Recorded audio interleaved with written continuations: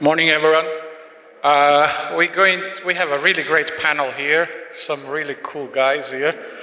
So I hope you will enjoy.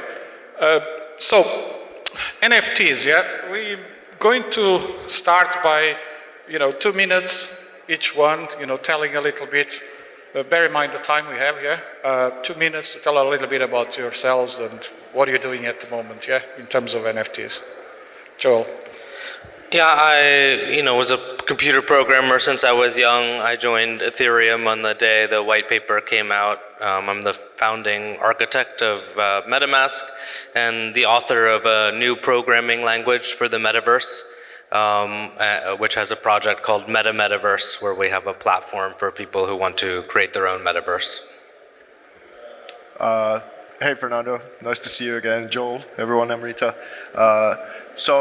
Hey, my name is VESA. I'm a visual artist. I started with digital art, transforming from film into these high-resolution pieces in 2008. And I'm likely the first artist with an international reputation in the legacy system who came into crypto art and NFTs halfway through 2017. So excited to be here and share some cool ideas with you.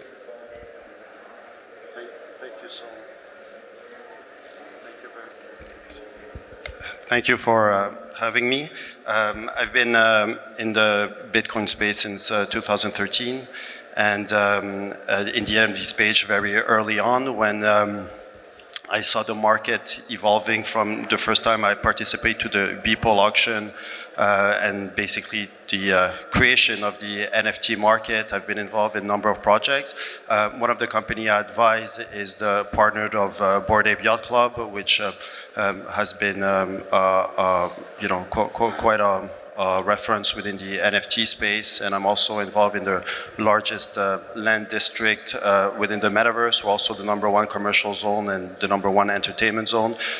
So NFTs was, art, but started for me as digital real estate as well as domain names. Thank you. Hi everyone, good morning, or GM. My name's Amrita Sethi, and I'm the first NFT artist in Dubai, the UAE. I'm creator of my own art genre style called Sound Bites, where I use sound, art, technology to kind of create storytelling. I use a lot of technology in what I do, and I really like to merge the physical with the digital. I recently painted, one of the world's largest augmented reality mural at the DIFC. And I'm very excited because I like to use augmented reality, but I'm now also going to virtual reality, as well as you're being able to find me in the metaverse. So I'm extremely excited about this panel this morning.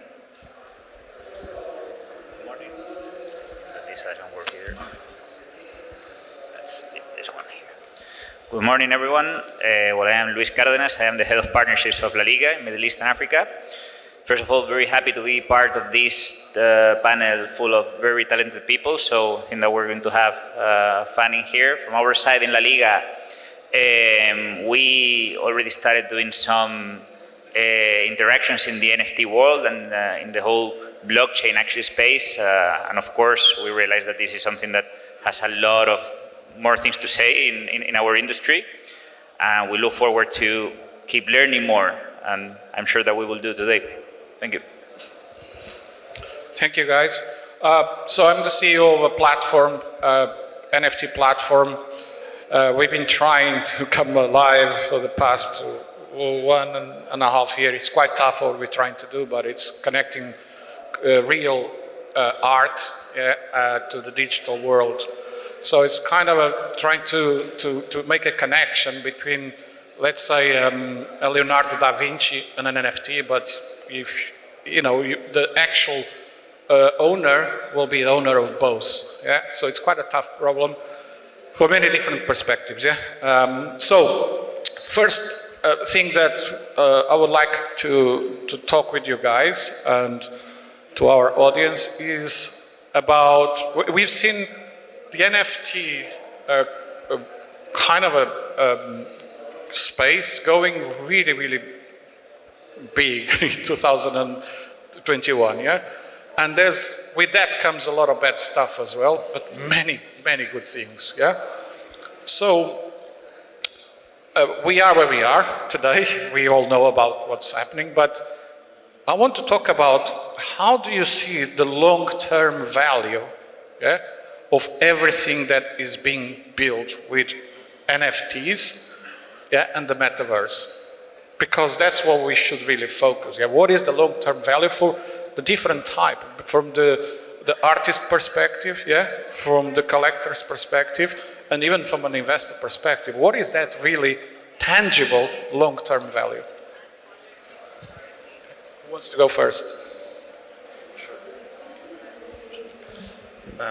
Yeah, the way that I think of it, and I see maybe a dozen projects a week, and I think about it from a utility perspective. Often we think about NFT about 100% art, but when we look at the history of projects like Bored Ape Yacht Club, the art was almost insider joke between individuals. It's a little bit, to say, if you know, you know.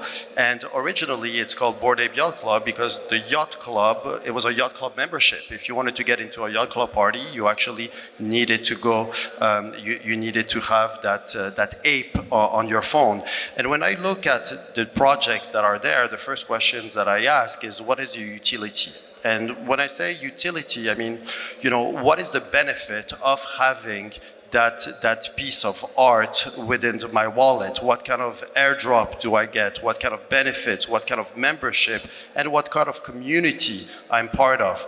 When you look at, series, and it's often a 10,000, digital piece series, it's a private membership club, and that membership, the cost of entrance can be, very high, up to, 70 Ethereums for some of the projects out there. And when the thinking behind it is, if I'm part of it, what are the benefits coming in? So for me, the long-term value is the long-term value of the community that you become part of when you own a piece of that digital art. Yeah. Sorry, do you want to go? No, you go ahead. I love what Hervé was saying about how NFTs have actually moved. I mean, they started very much from art and they moved into this community and the utilities. But being a pure artist, it's been quite interesting for me. And what I try to do is I try to make it just as much about the art as well as the community and the utility. So, for example, there's Art Dubai coming up this week, and it's about what kind of experience can I give my collectors. So I'm actually going to be creating what I think is the world's first physically fractionalized sculpture, which is an NFT. So there'll be like 145 NFTs, and you can actually have a slice of the sculpture. So these are ways that I think that, as artists, because I think, we can't get away just completely in a community-driven or utility project that it's all about having this membership or that membership, but it's about being able to also incorporate the art in a way that gives the collector something more, I would say, just than that kind of certificate. I think really good art, because I'm here to represent the fine art side of NFTs, what really good art does is that it asks very good questions. And I think the shift of Bitcoin, and this is why I often recommend new artists coming into the space to get to know the foundations of Bitcoin, because not only does that give you an idea of what problems Bitcoin solves, but it gives you an idea of what the problem with the legacy monetary system are, and how Bitcoin came to solve something, and how that naturally leads to NFTs. And I think when you understand the foundations of the monetary system to the degree that first it was gold being deposited into these vaults and given receipts to people who had that gold in that vault, what the vault members soon realized is that people were just transferring those receipts back and forth, and they didn't actually touch the gold in the vault. And that's how the roots of our monetary system are, and then that was removed from underneath it and it became a fiat system, and that has its problems and these kinds of things. So what NFTs really do for artists, what they do for collectors, and what NFTs at large do to people is that they start to ask these questions. What is value? Where does it come from? How do we monetize and energize the ventures that we have? And what is the coming metaverse if we have now this blockchain technology that empowers people all across the world, even from the not so prioritized financially people? What do their digital economies look like, and how will those interplay with the physical world that they actually embody? So it's these kinds of questions that ultimately lead to whether we're building the matrix with the metaverse, which is one possibility, or do we do it with a different kind of consciousness and interplay with the physical world that leads to a lot of well-being. And these are the kinds of things that I ponder on the day-to-day basis and try and do these spearhead projects in order to ask these very, very good questions, because I think that will lead to the long-term sustained value of what energizes this whole space. You know, one of the things that distinguishes some of the top NFT projects is that they've continued to add utility over time. So it's not just, oh, we delivered a certain amount of utility, but things like CryptoPunks, you know, you got your CryptoPunk, but then there's social networks that support CryptoPunks. There's other added utility that keeps being added to the ecosystem. Same thing for like CloneX with the sort of meta ships that we're creating, which is a ship that you get that is in some ways just like any other NFT, but also is a usable NFT in that you can actually get inside your ship and travel around different metaverses. It's also upgradable, so it kind of, you can keep adding things onto it. You can enhance the speed and various other, you know, capabilities that come with it. So I think just in general, you know, there has to be a sense of kind of, particularly within this ecosystem, there has to be a sense of kind of progress and constantly adding something that's new.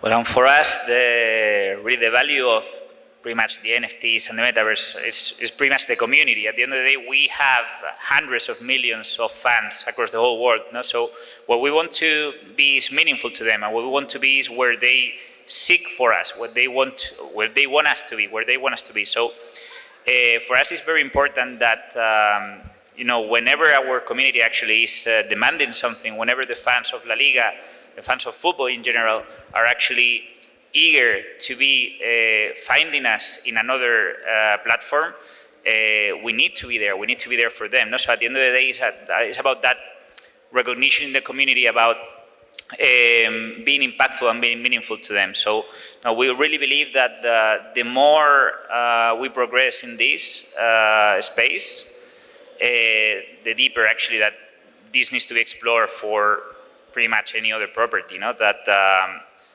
we need to be connecting with the fans in any way that they are actually. And well, we have always been trying to be at the forefront of innovation, and we have always tried to be connecting as much as possible to our fans. So we believe that right now NFT and Metaverse is an opportunity for that, definitely. Cool, very good views. Following up from the long-term value, yeah, we've seen what is happening and how it has evolved from collectibles and art, and of course that will continue, and then it's evolving more and more into gaming. Yeah, we're seeing a lot of games, the gaming industry is being totally, how should I say, disrupted. That is really the right word. Yeah. I want really to try to understand your perspective. Where is the artist? You know, where is the artist going to come in that journey as we are exploring and innovating in different areas? The NFTs and utility in games, for example. What is the role of the artist? Yeah, and also where the tech can help us in terms of innovation, because what we're seeing a lot is kind of a repetitive in many areas, you know. It's another game with some more NFTs, yeah? Some guns, whatever the game is, yeah? What is then the role of the artist in this next step? If you think that gaming is really the next big step, we're just starting, in my opinion. And what is the role of the artist there? And from a tech perspective, where we need to innovate more, in that area, because there's kind of a lot of loose points there as well. Yeah. I think the artist is the superstar of that ecosystem. In other words, they're the face of the operation, and nothing gets done without the artist itself. And I see this very on an everyday basis. So our district in the metaverse has 80 galleries, and every day there's events with artists. And just to take an example, last weekend we had Boy George launching his NFT series, and he's 61 years old. A lot of the Web 3.0 community probably doesn't know a lot of his career.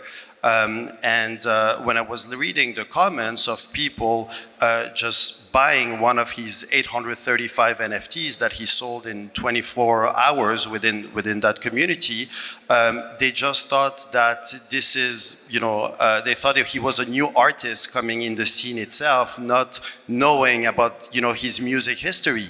And he came in with a, rainbow outfit and a hat and engaging within the community in the metaverse, and people really felt that he was, part of them, and he just acquired a new Gen Z audience almost overnight. That they thought, wow, he's is somebody that shares our value, and these are collectors that not only is going to be a fan of him as an artist, not only a musician, but as an artist, but also will continue, hold and promote his art and sell and be aligned with the revenue stream as well in the future of his pieces of art. Because I think where a lot of artists benefit is not only on the primary sale of a piece of art, but also they get the royalty stream.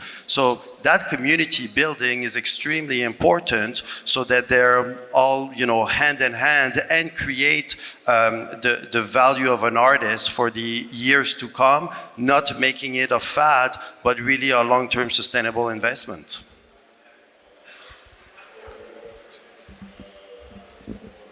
So what I would say is that,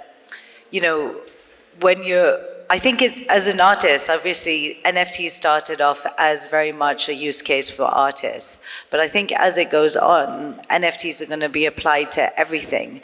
And it's not so much about, NFTs is almost going to become like a strategy it's like if brands don't have an NFT strategy, if football clubs don't have an NFT strategy, if gaming companies don't have an NFT strategy, and then later on NFTs are going to move into, governments, organization, into banking, into all aspects, because it's more of the concept of being able to mine something digitally into the blockchain to be able to keep it. So it's just that artists have been a bit more the pioneers in terms of NFTs, but I do think that, this is going to progress. And I think from an artist perspective, what I can do and what we can do is we continue our practice using NFTs completely to a way to unlock creativity for our collectors in a way that you haven't seen before. So being able to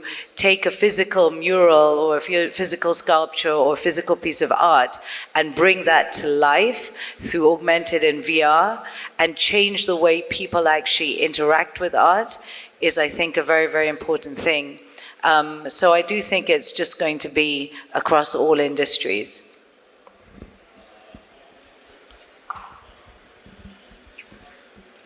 Well, in that sense, as you were mentioning right now, that obviously there needs to be a strategy, there needs to be a vision in there, and we're right now in an industry in which there's so much actually around. So it's very important, and we were discussing this before. It's very important actually that we make sure, as from the perspective of LaLiga, who are we actually collaborating with in this sense? Because as I was mentioning before, if we want to be meaningful with our fans, if we want to reach our community in the right way, we need to make sure that we're actually getting into a collaboration with someone that is the real thing, no? That this is genuine. This is something that I believe that everyone needs to be obviously careful every time that is going to make pretty much any decision, no, in life, and this is not an exception to it. So from our perspective, we really try to be taking all the measures possible to make sure actually that that we are with the right ones. So whenever we actually partner in this space or in any other, but obviously there's a lot of focus in this right now, no? So of course for us it's extremely important to make sure that all the validation processes, all the compliance procedures are in place, because we believe that if we are actually collaborating in this space, we are somehow endorsing and validating that, and this is a big responsibility that we need to take into account, no? So obviously for us is essential, no? To have that strategy, to have that vision, to know who we're getting with, because this is what we're actually endorsing to our fans. Yeah, one of the most exciting things in the NFT space around art for me is the emergence of new digital artists that are from the gaming world. And you know, if you play some of the top games, you'll know that the visuals are just stunning. Everything else is stunning, but they haven't quite made their way into the sort of mainstream fine art world. And now with the NFT, and particularly with Metaverse, you have these completely immersive environments that basically people can independently monetize. They can, you know, buy and sell not just a flat piece or a rendered piece, but an entire world. And that's one of the things that, you know, we're most excited to work on, as well as take that to the next level. In order to give my real perspective, because it's a brilliant question, I'm going to have to give you a small, very brief art history lesson. And because if you really think of where art started, the two oldest art forms we likely have are cave painting and body painting. And cave painting for all the same reasons that we do canvas pieces, and body painting because we transformed our consciousness through it. We tried to put ourselves in an immersive state and paint ourselves for war, change our perspective on things and these kinds of things. And then that evolved into religion adapting it. Churches, mosques, and people realized the power of art and communication and getting into these archetypes and trying to get to universal truth and help keep our psyche healthy. And that evolved essentially into, you know, postmodernist era and this kind of thing. And the art world really has only been able to be in a bracket for the past 50 years that is pretty much fancy things for the rich and political propaganda. That has been sort of the main avenue of art for a long time. And now with the expansion of the metaverse, what we can do is that we can, in topics and range, we can do this globally, interact with cultures from all over the place and expand it all the way to our roots, that even though, let's say, everything that the history of art can now be tied in monetarily into this system and integrated into our daily lives, and then expanded on the other side into the metaverse to see what all of these different worlds can be. And this includes that it solves some of the problems that we have in the real world now with our immutable characteristics. And you know, in the metaverse, you can have a car for a body and an alien head, and absolutely no one cares. So that removes a lot of the different kinds of barriers of what we have, is that you might have a poor kid from India who has an avatar in a world and who has great ideas, and the other avatar might be held by an MIT professor, and this kind of thing. And it's because these immutable characteristics, or your CV or things like that, are not in the way. These two might get to build more easy than ever before. And this leads into something quite exciting. I would say the beginning of NFTs, it was really half and half of art and collectibles, and now it's nearly all that the collectibles have taken over, and the language of art, what the intrinsic value of the art has been lost in all of these different kinds of things as to why people want to have the secondary benefit of these NFTs, and it's because they don't really know and the education side of what is the intrinsic language of art to begin with. And once the NFTs marry with the fine art language of the art itself, I think the fine art world can topple what the collectible space is doing now and do some incredible, incredible things. And I totally agree with everyone on the panel also that basically NFTs, collectibles, art, all of this is just the first use case, where the utility of art is that we can start to imagine these rooms made out of art. They can be built in the metaverse first and then physically here. And eventually it'll lead to things like revolutionizing the scientific peer review process. I think the most important thing that NFTs could be looking into currently is that, for example, the STEM fields were the engine of America. And in the 70s, 80s, approximately the time when the fiat monetary system started coming into place, the STEM field funding started going down. The peer review process, by smarter people than me have said, has been corrupted ever so slightly. So what does it look like when the scientists start to innovate and monetize the whole of the STEM fields, and what does that look for a global machine of prosperity, essentially? So these are very interesting questions that can be also explored via art or in collaboration with art. And that's when the game gets really interesting. Yeah, totally agree. It's quite exciting.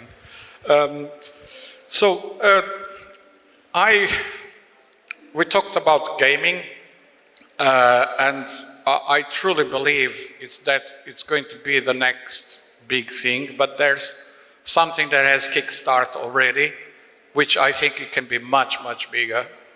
Yeah, and that's sports. I'm not talking about esports, yeah? I'm talking sports in general. Because we humans, we love you might like football, somebody might like baseball, doesn't matter, or cricket, but it is how we choose to spend a lot of our free time, yeah? When I was a kid, I used to collect those football cards, for example, and I got quite excited about that when I was young. So,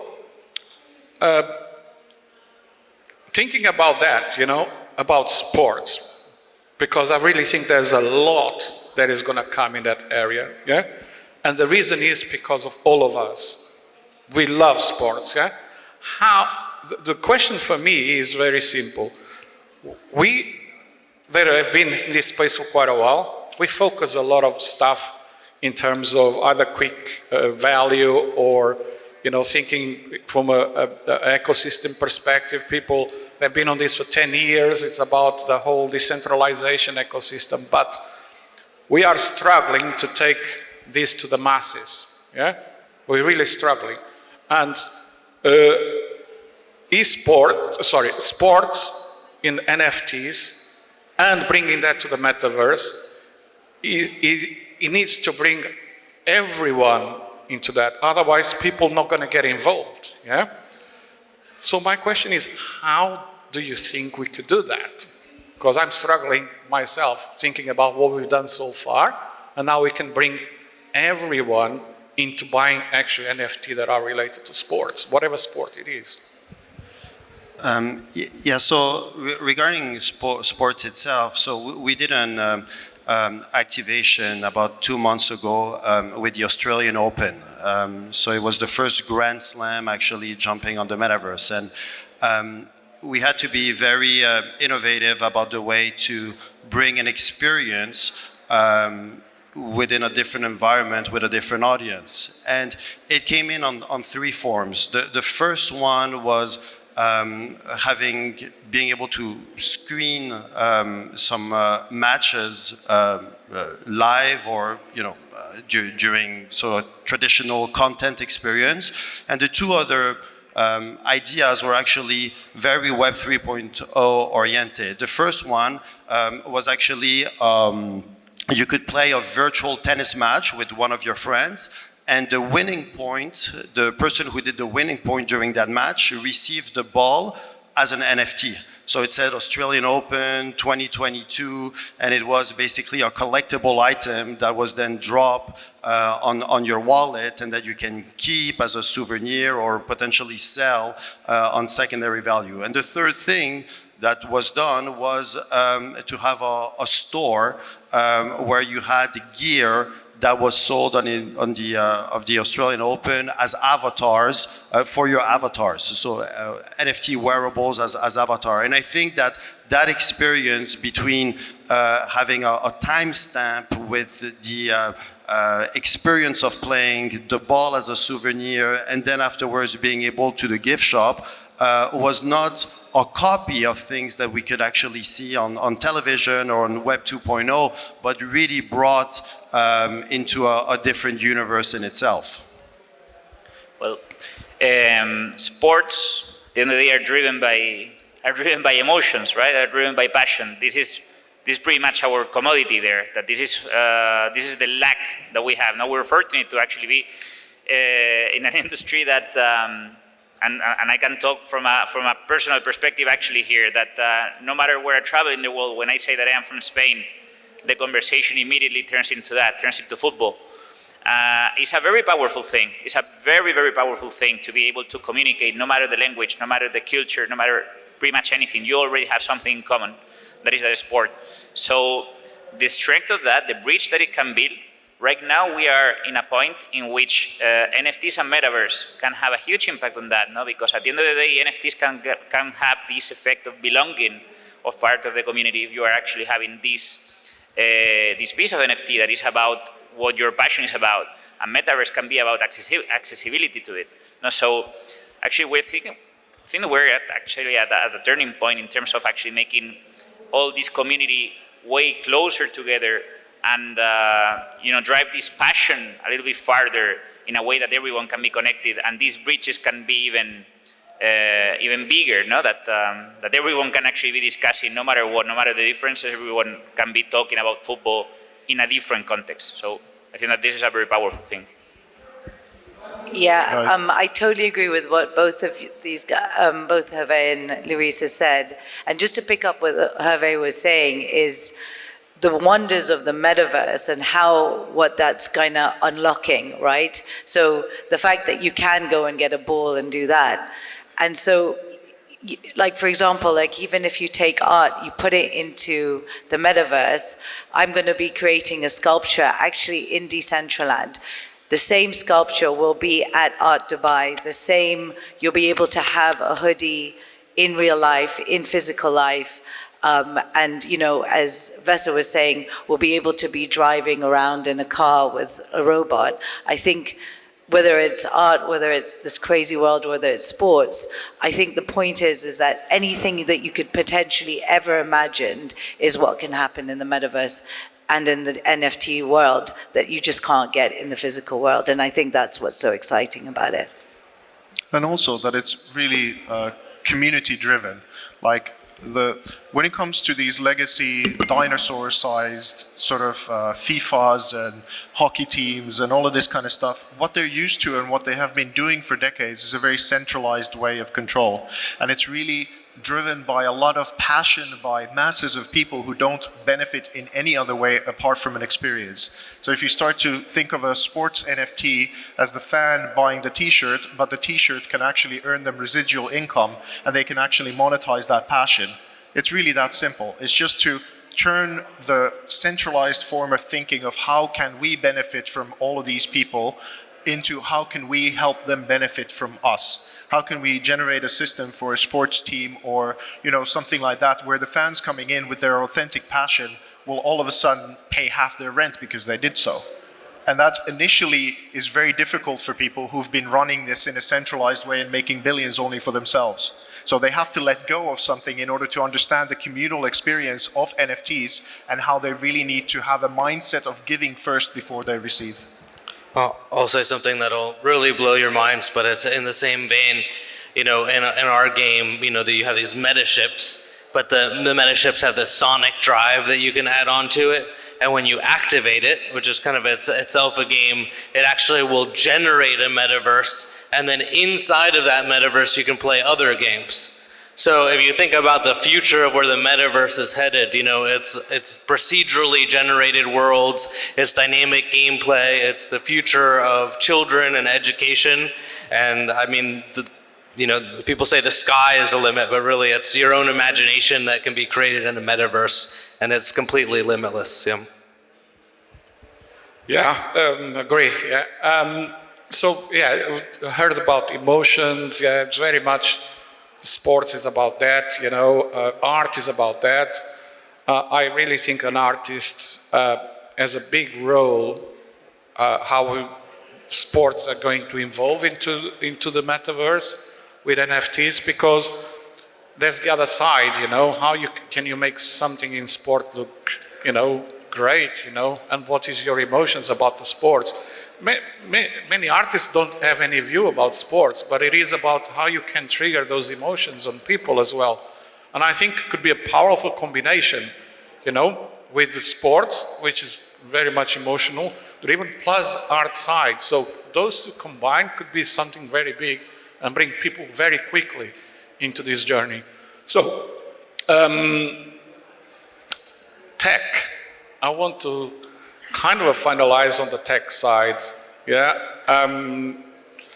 Let's not go very deep, because there's probably a lot of people here that are not very techy, but I think we're still lacking a lot of infrastructure, you know, to be able to go to the quite big into metaverse and to the next stage of evolution and innovation. Yeah. So let's start with you, Joel, because you're like me, a bit of a techie guy. Yeah. What do we need to do? Yeah. This applies to artists as well. Yeah. What do we think that we need to do from the technology side? Yeah. To innovate to a point where it's quite easy for, you know, all of these people that are out there. They don't know what MetaMask is. Sorry, I know you created, but they just don't. Yeah. And it's quite hard for a lot of people. So how we kind of go to the next stage, you know? Yeah, you know, a lot of people ask me about MetaMask history, and in some ways, I think from the standpoint of mass adoption, it's still not really a consumer product, and yet people are playing, you know, 100 million people are playing Roblox, 100 million people are playing Fortnite, and to me, this sort of gaming and the progress, including the technology behind gaming, is so impressive. And so fun and so enjoyable that it almost makes sense to go kind of gaming first and experience first, and then kind of bring in the other, you know, technology layers, like the blockchain layers in the background as they enhance the gaming experience. I know it's maybe a little bit of a controversial thing to say in this space, because a lot of people have gone sort of NFT and asset first. But to me, as someone who's also a game designer, I think that, you know, the technology needs to be made to kind of enhance the fun and engagement of the core thing, and I would just applaud all the people who are building that type of technology. Like, if you look, you know, just at the progress of Unreal Engine and kind of what's possible with the latest graphics cards in the last 5 years, I mean, it's mind-blowing. And what we'll see in another 5 to 10 years is just going to be, you know, staggering. So.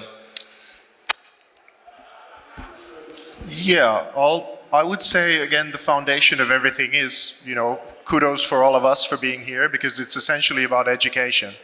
And I'll tell you a little bit about a project that I'm currently working in, because it's thus far the kind of best use case scenario for NFTs that I could think of. And I work with this on a person called Dr. Marwan Al-Zarouni.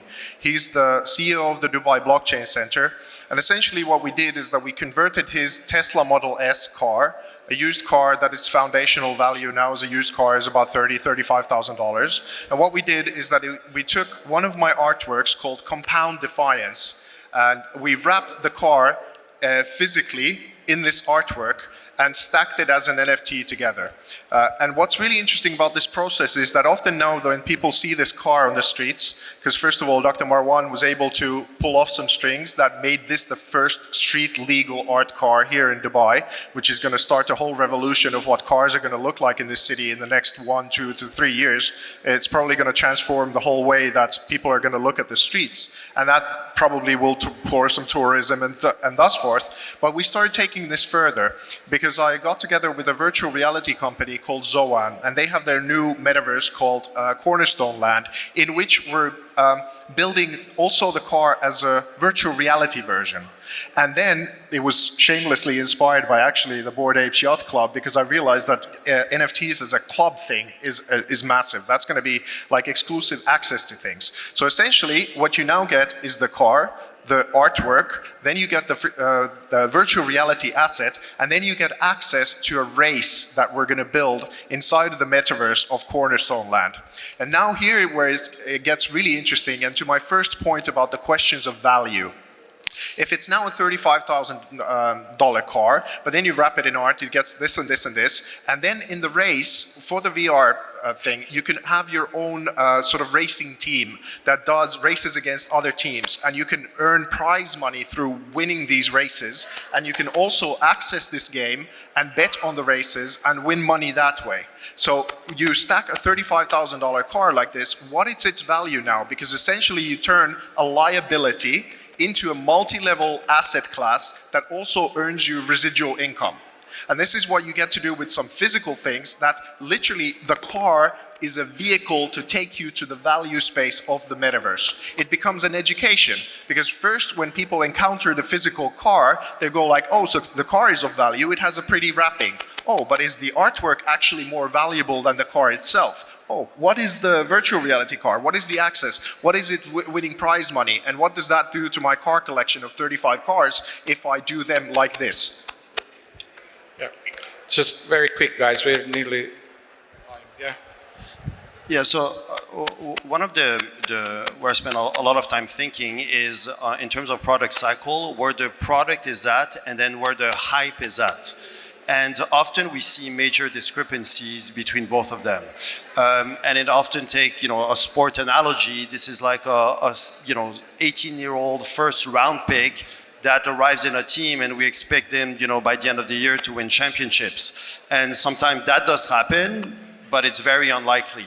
And when often I see the market who's so hungry for an innovation, so hungry for a new story, so hungry for what the 10 years look like, they tend to jump the shark a little bit and basically say, well, we want it to perform right now.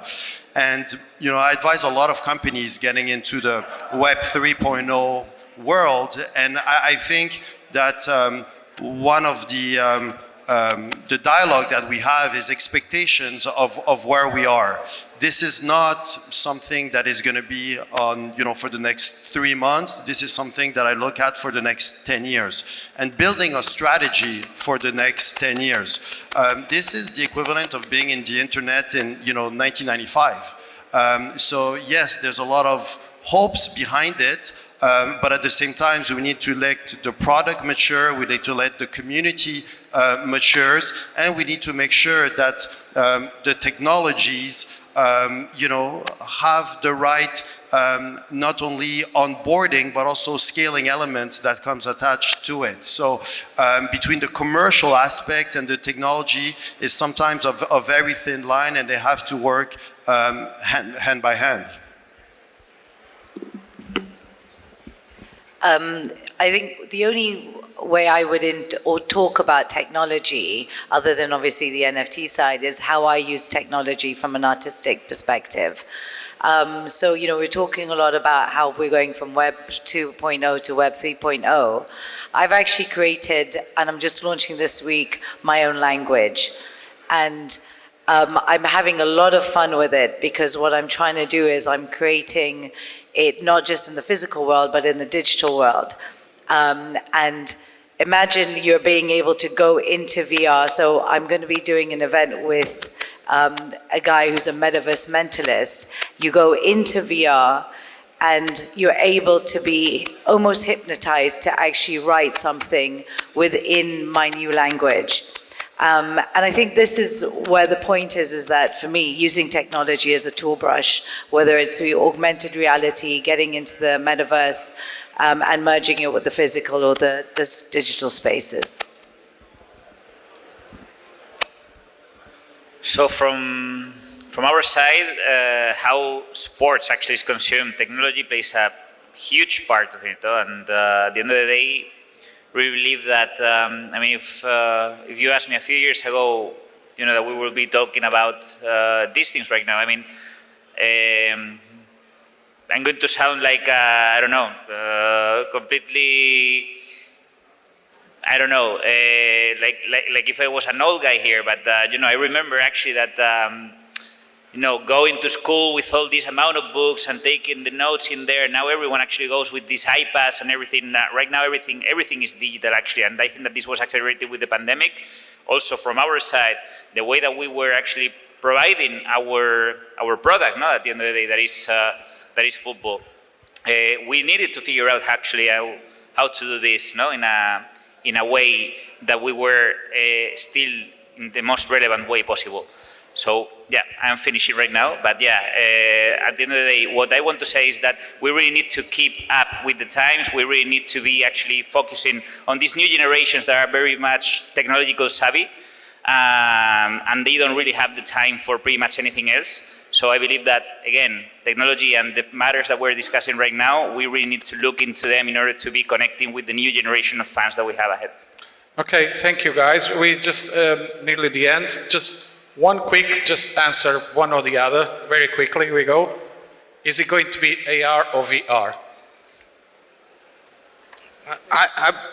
Just AR or VR? AR, yeah. Not VR if it's VR glasses, but I think ultimately with the microchipping of the brain, it will be VR. Take a punt. That's it, quick. VR. Well, I think it's both AR and VR. I do both, so at the same time, it's about accessing at all mediums. But I think from the masses, it's AR first. A combination of both. I don't go with one or the other. Yeah, I think it's going to be AR. So thank you guys. Please join me in applauding for the panel. Thank you very much.